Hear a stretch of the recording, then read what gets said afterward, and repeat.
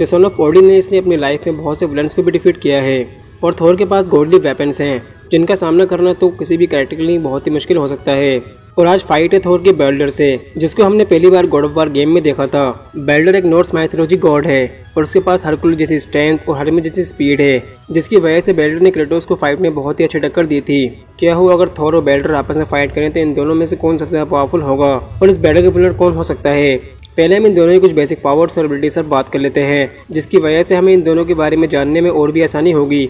चलिए वीडियो को शुरू कर लेते हैं। पहले हम बात करते हैं बेल्डर की और जानते हैं बेल्डर के पास क्या पावर्स हैं। बेल्डर नॉर्स माइथोलॉजी गॉड है और इसके पास ट्रू स्ट्रेंथ है, जिसकी वजह से इसने क्रेटोस जैसे बैडएस कैरेक्टर को भी अच्छी टक्कर दी थी फाइट में। बेल्डर बहुत ही हाई स्पेस अटैक्स भी कर सकता है और उनको बहुत ही इजीली ब्लॉक भी कर लेता है और बेल्डर की स्पीड काफी ज्यादा है, जिसकी वजह से बेल्डर को फाइट में काफी अच्छा हिंट मिल जाता है। बेल्डर फ्रेया का बेटा है, इसलिए बेल्डर को वॉर्स एंड बैटल्स का बहुत ही अच्छा एक्सपीरियंस है। जब गॉड ऑफ वार गेम नहीं आई थी तो हमने बेल्डर को देखा था। इसे देखकर ऐसा लग रहा था कि बेल्डर क्रेटोस से बहुत ही बुरा मार खाने वाला है, लेकिन जब क्रेटोस वर्सेस बेल्डर फाइट होती है तो बेल्डर एक ही पंच में क्रेटोस को बहुत ही दूर फेंक देता है।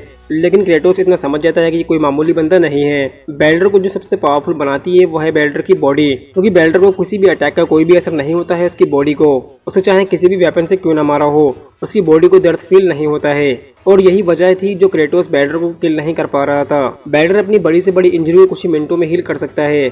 बेल्डर की रो पावर का अंदाजा आप इसी बात से लगा सकते हैं कि बेल्डर जब क्रेटोस से फाइट करता है, बेल्डर और क्रेटोस आपस में एक दूसरे को ढकेलते हैं, जिसकी वजह से बहुत ही बड़ी चट्टान में दरार आ जाती है। तो आप बेल्डर की रो पावर समझ गए होंगे। तो अब बात कर लेते हैं थोर की, जो एमसीयू का एक बहुत ही स्ट्रॉन्ग सुपर हीरो है, और जानते हैं थोर क्या बेल्डर को किल कर सकता है या फिर नहीं।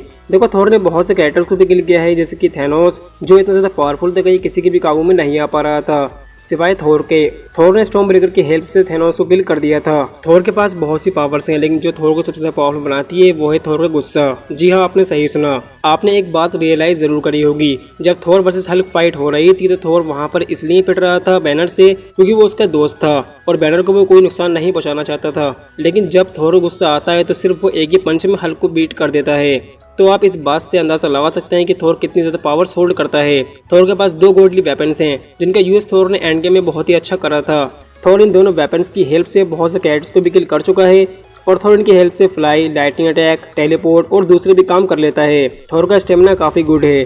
थोर बिना खाए पिए बहुत ही लॉन्ग टाइम तक बैटलफील्ड में सर्वाइव कर सकता है और बंदी की ड्यूरेबिलिटी का अंदाजा आप इसी बात से लगा सकते हैं कि इसने न्यूट्रॉन स्टार की रेडिएशन तक को सर्वाइव करा है अपनी बॉडी पर। इटरी थोर को वार्न करता है कि अगर तुम ऐसा करोगे तो तुम मर भी सकते हो। थोर ने बिना किसी वेपन से हेला की फुल आर्मी को खत्म कर दिया था, यहाँ तक कि किसी भी विदाउट वेपन के हेला तक का सामना करा है थोर ने। अगर मैं आपसे कहूँ कि थोर अपनी किसी भी फाइट में फुल पावर्स का यूज नहीं करता है तो आपको मजाक लग रहा होगा।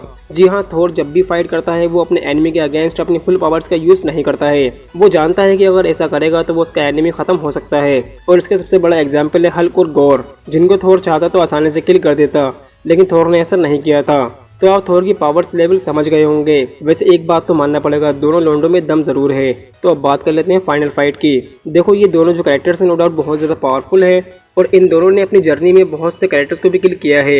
अगर इन दोनों की फाइट होती है तो जहाँ तक मैं जानता हूँ इन दोनों में कोई भी हार नहीं मानेगा और ये फाइट बहुत ही लॉन्ग टाइम तक चलती रहेगी। लेकिन बेल्डर को किल करना थोर के लिए पॉसिबल नहीं होगा, क्योंकि बेल्डर पर किसी भी अटैक का कोई भी असर नहीं होता है, क्योंकि फ्रेया ने बेल्डर की बॉडी पर ऐसा मैजिक करा था कि उसको दर्द फील ही ना हो। लेकिन थोर के साथ ऐसा कुछ भी नहीं है। थैनोस ने कुछ ही पंचेस में थोर का ब्लेड निकाल दिया था, इसलिए मैं ये कह सकता हूँ कि इस फाइट को बेल्डर जीत सकता है। वैसे ये मेरा ओपिनियन इस फाइट का और इस फाइट के विनर है बेल्डर। वैसे आपको क्या लगता है, आपको इन दोनों में कौन सबसे ज़्यादा पसंद है? मुझे कमेंट जरूर करना। तो मिलता हूँ अगली वीडियो में। Thanks for watching this video. Bye.